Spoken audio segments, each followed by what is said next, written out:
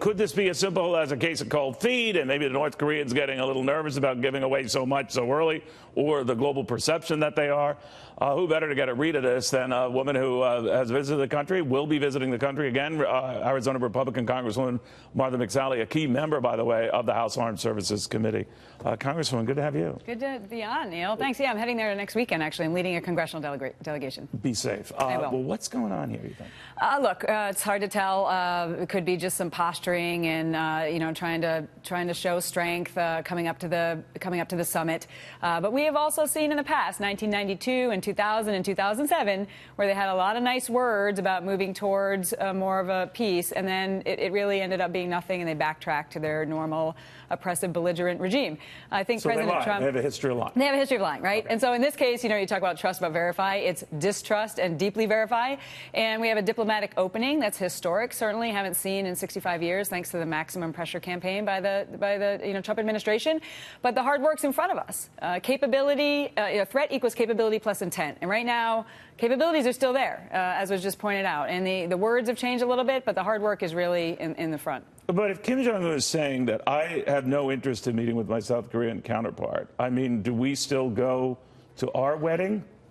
Well, I think there's still a lot of diplomatic efforts going on behind the scenes in order to prepare for this. So let's see how the next days unfold.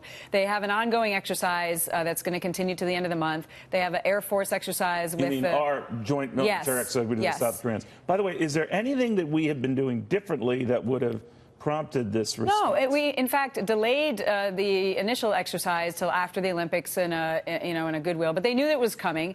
Did we tell them it was coming? I'm sure they know. Something to me, Congressman, seems to have either been miscommunicated or that they didn't see coming, or to your earlier point, maybe just doing what they've done so often. The Air Force exercises started yesterday, and they go until the 25th, and so that's a little bit of a shift of a new exercise that started, but should be no surprise. We haven't been any more provocative in any way. Not at all. I mean, these exercises are yearly. They're just based on us working with our Korean counterparts to make sure that we're ready to go. We've got interoperability, command and control. I mean, this is what we do all the time, and we shouldn't stop them. Look, if they're trying to get us to stop these exercises when they haven't changed one thing, that would be dangerous. I would not advise that. So you wouldn't advise that we change it, not stop the exercises, but either, I don't know, don't make them as dramatic. I don't know. No way. Stay the course now. Okay. Keep up the maximum pressure campaign. We have a diplomatic opening for sure, but the vice grips need to keep being very strong until they actually change their behavior, that they would allow a full denuclearization of the peninsula. But wasn't that the subject of what the meeting on June 12th was going to be about, changing behavior then? Yes, but Secretary Pompeo has been over there a couple times now, and they're doing a lot of groundwork behind the scenes in order to prepare for that meeting on June 12th. So again, there's a long time between now and June 12th, and a lot of things can happen diplomatically, and the administration needs to, make the decision. We always had to be ready to walk away. Right. President Trump has said that many times. This is his historic opportunity. But we didn't walk away ahead of the meeting, all right? So maybe it's all settled, but do you think the Chinese are playing any role here, or there's pressure within North Korea that Kim Jong-un has given the impression or given the store away before even sitting down? I think he certainly needs to continue to show strength. He's got his own internal politics and his own regime dynamics going on. It's hard to tell. There's any resistance, Congressman, to the overtures he's made now, because he doesn't make them, I know, in a vacuum. Right. But that the perception is that, boy, between the release of the hostages, between the denuclearization commitment, that he's showing weakness potentially. Right. And again, that doesn't surprise me. I'm not saying I can't tell you about classified information I have about what they're actually talking about internally. So he's trying to, I think, show up to the negotiations potentially with greater strength instead of weakness. We are certainly in a position of strength. Nothing's been canceled. I'm still heading over there. I want to be able to get on the ground. Is there going to be someone to meet you on the other side, or? We're not going north. We're going to the DMZ. But if they're worried that all of a sudden the North doesn't want to meet with them, would your meeting be pointless? I think it's really important for me to get on the ground with this delegation, talk to the troops, talk to the embassy, see what's actually happening real time, and get a real sense firsthand. Well, did they talk to you, Congressman, to say, we don't know what's up?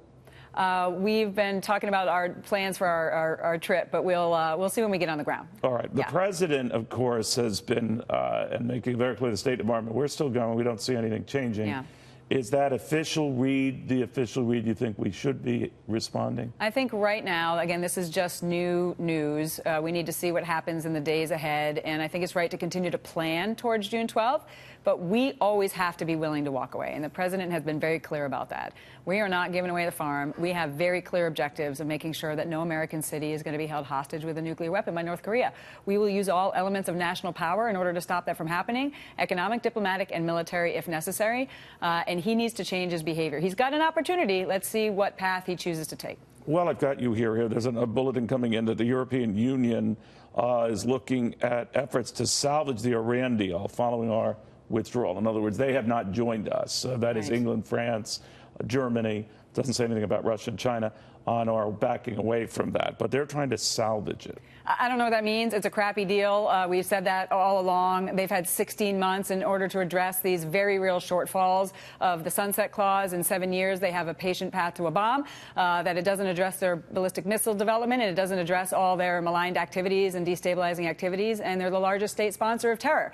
And so all of these things are causing Iran to continue to, whether it's in Yemen or Syria or attacking Israel, this is all because of the influx of cash that the Obama administration allowed for them. The Europeans have to decide whether they're going to be with us and they're going to be with stabilization, or they're going to be looking through green glasses only about doing business with Iran. And they're going to have some tough decisions going forward, and I hope they choose correctly to stand with us. Congresswoman, thank you very much. Safe travels. Thanks a lot.